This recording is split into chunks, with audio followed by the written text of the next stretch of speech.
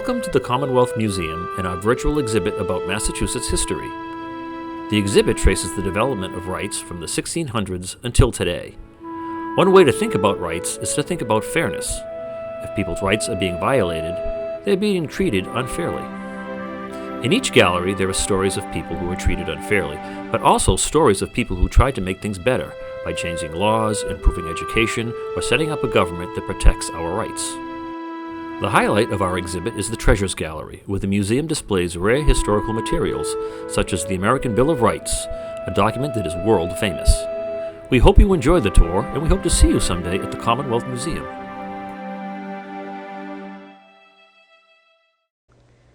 The Massachusetts story begins with its first people. It is important to remember that Native people remain in Massachusetts today, including the Wampanoag, Nipmuc, and Massachusetts nations.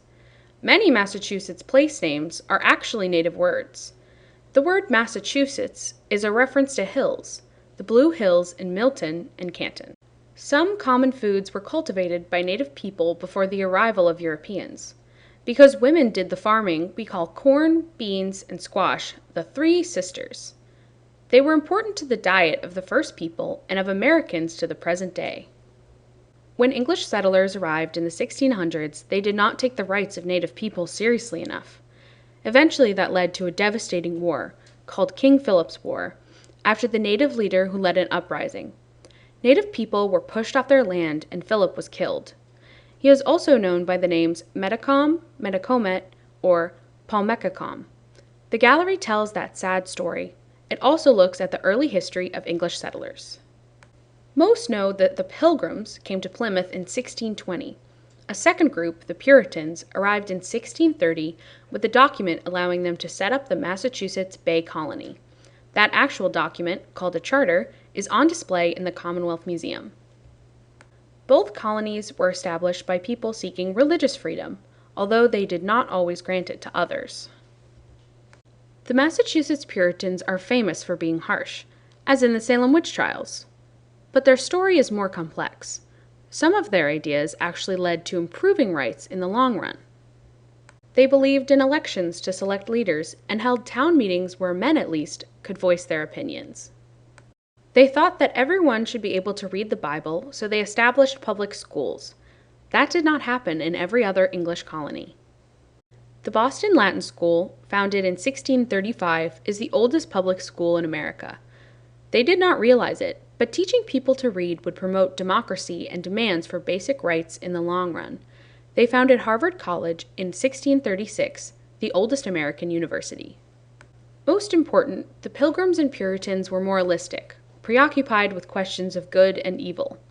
In the 17th century, that could mean hunting witches, but later, some of their descendants became reformers, trying to protect the rights of people. The gallery takes a close look at the famous Salem witch trials. Standing in the witness stand, visitors answer a series of questions to determine if they would have been thought to be a witch in 1692 Salem. Do you own a cat or dog? If you do, they might suspect that your pet is an imp or familiar who is working with a witch. 20 people were executed before the witchcraft hysteria ended. A new court was set up after that, to make unfair trials less likely. It is still in business today. It is called the Supreme Judicial Court of Massachusetts. It is an example of injustice leading to reform. A highlight of the gallery is the touch table, allowing us to examine 17th century documents. Did you know that Pilgrims and Puritans both banned the celebration of Christmas? There was too much partying, for one thing. Maybe that is why the Thanksgiving holiday started. Although the Pilgrims did not know that they were starting a holiday, many towns began to have harvest feasts. Maybe they actually missed having a holiday like Christmas. Why is Thanksgiving on Thursday? Some think it was a special day for Puritans, called Lecture Day, because the minister would give another sermon. Many towns selected Thursday for Thanksgiving. Another document is called the Selling of Joseph, considered the first anti-slavery tract. Judge Samuel Sewall of the Salem witch trials knew that he had been wrong. There really were no witches. He began thinking more deeply about right and wrong. Although slavery continued in Massachusetts until after the American Revolution, his argument against slavery is another example of injustice sometimes leading to reform. He also thought that the rights of Native people should be respected and that women should be educated. This period ended when King William and Queen Mary issued a new charter for the colony that combined Plymouth and Massachusetts Bay in 1691.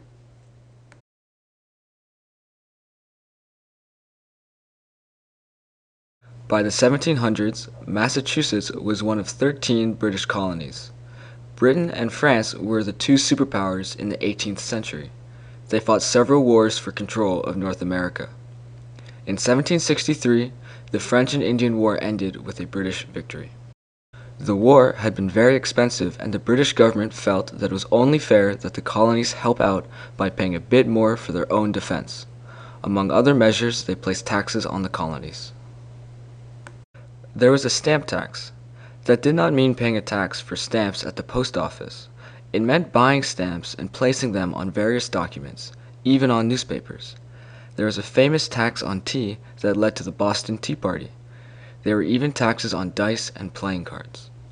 Colonists complained about taxation without representation.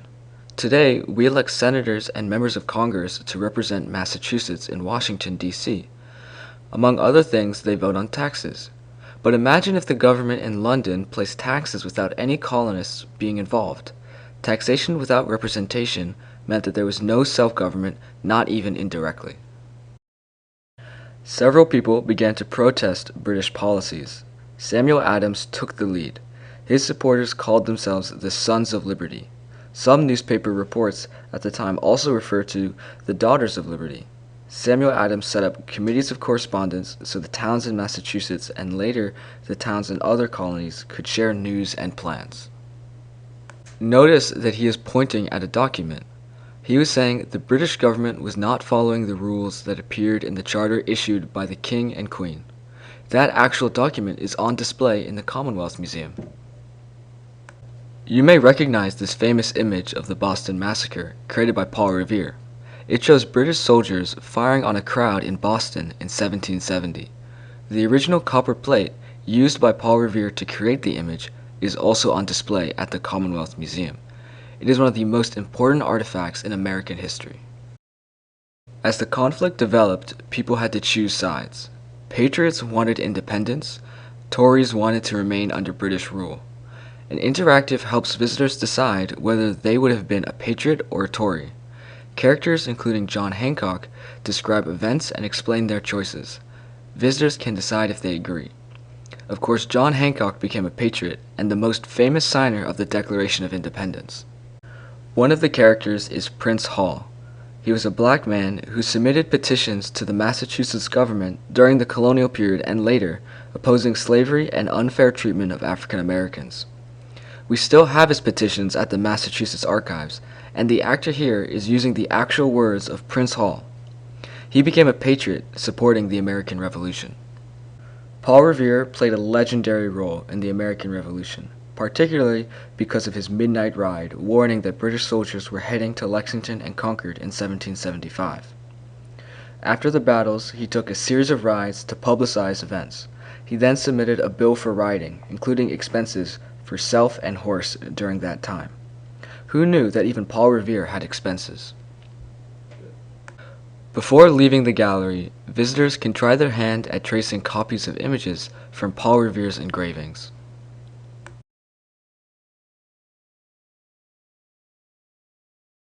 This gallery is at the heart of our exhibit. America was lucky that Samuel Adams and other revolutionaries did not want to seize power and set up a family dynasty, as in other places around the world. They wanted to establish a government that would protect the rights of the people through elections. They also wanted documents that would guarantee rights. John Adams and his wife Abigail played an important role in the American Revolution. We are highlighting John Adams's role in setting up a government after the Revolution during the time we call the Federal Period. John Adams was on a committee to draft a constitution for the Commonwealth of Massachusetts. One reason it was called a Commonwealth, not just a state, may be that it sounds more fair to all people. Everyone is in this together. He did quite a bit of work from his small home in present-day Quincy, then part of Braintree. A constitution sets up a government with offices and rules. The Massachusetts government has three branches: legislative, executive, and judicial. In Massachusetts, people vote for representatives and senators to assemble in Boston and make laws and approve budgets. That is the legislative branch. The executive is headed by the governor, while the judicial branch is made up of courts and judges. The federal government is similar with a legislature called the Congress, an executive, the president, and a judicial branch, the federal courts. Those ideas were not unique to Massachusetts, but the careful description by John Adams made the Massachusetts Constitution an important model for the national Constitution. Both are similar, but ours was written first. The Commonwealth Museum displays both the 1780 Massachusetts Constitution and the 1789 Bill of Rights sent to Massachusetts by President George Washington. The Bill of Rights is a world-famous document, and we are lucky to display one of 14 originals. It includes such famous rights as freedom of speech, freedom of press, and freedom of religion. A Know Your Rights video tests knowledge of these rights. Remember, if your rights are violated, you have been treated unfairly. Did you know that slavery existed in Massachusetts until after the Revolution? At that time, a woman named Elizabeth Freeman, or Mum Bet, was enslaved in western Massachusetts. She had been treated harshly, at one point struck with a hot shovel in the home's kitchen. Apparently, she heard about the new Massachusetts Constitution and its statements that all are equal. She went to court and won her freedom, the first person to do so under the Massachusetts Constitution. Another enslaved man, Quock Walker, ran away to a neighboring farm. Quock Walker said that he had been beaten. If slavery was legal, he would have no rights. If slavery was illegal, the farmer could be convicted of the crime of assault. That is what happened. The man holding him in slavery was found guilty, and the Quock Walker case is considered to have ended slavery statewide in Massachusetts. Massachusetts was the first of the 13 states to end slavery. Vermont had already done so, but it was not yet a state. The important thing to remember is that these documents, the Massachusetts Constitution and Bill of Rights, have been read by generations of people who have been treated unfairly, whether immigrants, women, or people of color. They cite these documents and call on the government to protect their rights. Before leaving the gallery, there's a travel game that shows how difficult it was to travel by stagecoach, canal boat, or sailing ship in the early 1800s. Imagine getting stuck on a sailing ship with no wind and 30-foot ocean swells while everyone gets seasick. That was travel in early Massachusetts. During the 19th century, there were many new challenges. The issue of slavery eventually tore the country apart, leading to the Civil War. Before the war, those who wanted to end slavery were called abolitionists because they wanted to abolish slavery. Massachusetts was an important center of the movement. William Lloyd Garrison from Newburyport was a leading abolitionist. Frederick Douglass escaped slavery in Maryland and worked for a time with Garrison before moving to upstate New York, where he continued his fight for equal rights. Many abolitionists were women. They began to think that women should also have rights, including the right to vote. The right to vote is called suffrage. Lucy Stone of Massachusetts was a committed abolitionist who went on to become a leader in the suffrage movement. She was the first Massachusetts woman to graduate from college. When she married, Lucy kept her own name. Women who did that were called Lucy Stoners. Horace Mann influences the life of schoolchildren every day. Before his time, most children went to one-room schoolhouses with all students mixed together, regardless of age. He set up the grade system, 1 through 12. He also said that children must be in school, not working in factories. Horace Mann continued the tradition going back to the Puritans of Massachusetts leadership in education. Many schools are named after him. Along with efforts to end slavery, the other big 19th century event was the Industrial Revolution. In the colonial period, most people made clothing at home. Now, factories made textiles and shoes. Railroads began to cross the land, and sailing ships began to be replaced by steamships. Massachusetts played a leading role. By the 1850s, the area around Lowell and Lawrence had more factories per square mile than anywhere in the world. Factory work could be dangerous. Many people were injured or killed. Children worked long hours for low pay. This raised new questions about rights. Do you have a right to a safe workplace? Should the government regulate factories to protect workers? In the 19th century, many immigrants came to Massachusetts. Immigrants are people who have moved from one country to another. They were very poor and often ended up working in factories. Some people opposed the immigration of people who had a different religion and customs. An anti-immigrant group organized to restrict the rights of immigrants. They called themselves the Know-Nothings, because when questioned, they claimed to know nothing about those activities. In 1854, the Know-Nothings swept the Massachusetts elections, electing the governor, every statewide office holder, and all but 3 members of the legislature. They organized to oppose Irish immigration. Eventually, that movement lost support as immigration slowed from Ireland and Irish people settled in.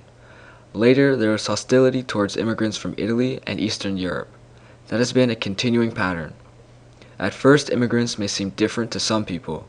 Over time, that prejudice is reduced and immigrants contribute foods, customs, and talents to the nation. Trick-or-treating at Halloween, a pizza party in football season, these seem like typical American activities. They can be traced to groups of immigrants who were not accepted at first. Irish immigrants helped popularize Halloween customs, and of course, Italian immigrants introduced pizza. Visitors to the Commonwealth Museum can take a few minutes to work in a textile factory. It is fun for school groups, but real factory work was not so pleasant. It might mean 10 or 12 hours a day, 6 days a week. There was no air conditioning, and some factories closed windows in the summer months to prevent cotton dust from blowing around. Imagine working long hours on a hot, humid day with no windows open, a very difficult and dangerous life. The museum tour continues with a 12-minute film that brings the story into modern times. It tells visitors about 3 20th century issues. A young woman plays Camilla Tioli, a teenage girl who was seriously injured in a factory accident. She represents the struggle of immigrants and factory workers for equal rights. Blanche Ames appears on a second screen. Although one of the wealthiest women in America, she could not vote early in the 20th century. She raises the issue of women's suffrage. Finally, an African-American couple, the Snowdens, talk about equal rights, particularly the importance of equal education. The theater has 5 screens, and the story moves quickly. We hope that visitors will leave feeling inspired by the progress that has been made, but also motivated to continue efforts to improve life in America. The Treasures Gallery at the Commonwealth Museum holds original historical materials that have national importance. At the entrance is the 1770 copper plate used by Paul Revere to engrave his image of the Boston Massacre. It has been described as one of the most effective pieces of propaganda in world history. It inflamed opinion against British rule across the American colonies. There are 2 royal charters used to set up and govern the Massachusetts colony. One was issued by King Charles I in 1629 and brought to Massachusetts by Governor John Winthrop on the ship Arbella. Boston was founded under this charter. In 1691, King William and Queen Mary issued a new charter for the province of Massachusetts Bay. It combined the Plymouth and Massachusetts Bay colonies, forming the basic shape of Massachusetts to the present day. This charter played a role in the American Revolution. It had rules for governing the colony. In his famous portrait by John Singleton Copley, Samuel Adams points to the charter, emphasizing that the British were not following the rules. During the American Revolution, the Continental Congress sent an official copy of the Declaration of Independence to each state. The Treasures Gallery holds one of the very rare surviving copies. It is a printed document from the shop of Mary Catherine Goddard in Baltimore. It bears the original signature of John Hancock, possibly the most famous signature in American history. On the 4th of July, CBS News featured a nationally televised story about the woman who printed the document and its display at the Commonwealth Museum. In 1789, President George Washington sent the text of the Bill of Rights to each state with a cover letter requesting ratification. At the Commonwealth Museum, we are privileged to display one of the 14 originals of this world-famous document, guaranteeing American rights, including freedom of speech, freedom of press, and freedom of religion. Finally, we have the Massachusetts Constitution of 1780. It was drafted by a committee, but John Adams was the most influential member. Although it has been amended, it is still used to govern Massachusetts. It is the oldest written constitution still in use in the world. As mentioned before, the Massachusetts Constitution was a very important model for the federal Constitution. The Treasures Gallery is open to the public. Every generation of Americans has cited these documents to claim and protect their rights, and you should know them. If history is any guide, you will also come to value them. They belong to you and to all Americans. We look forward to welcoming you to the Commonwealth Museum.